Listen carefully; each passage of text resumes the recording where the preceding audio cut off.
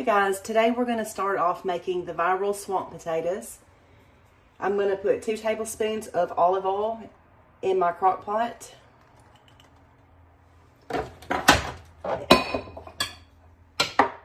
Then I'm going to follow with a cup of chopped onion,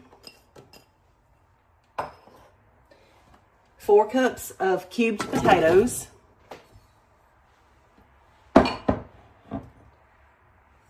got 12 ounces of smoked sausage, 2 cups of green beans. I don't have fresh green beans. These are some of my home canned beans. And then I have a stick of butter,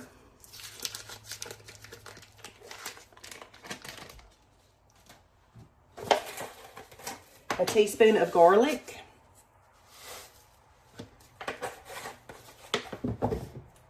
two teaspoons of Cajun seasoning,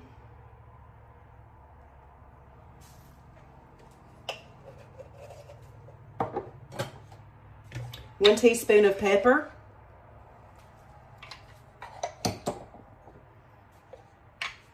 and a teaspoon of salt. We're going to put this in the crock pot on low for 6 to 8 hours. And here we have our finished swamp potatoes. I hope you enjoy this video.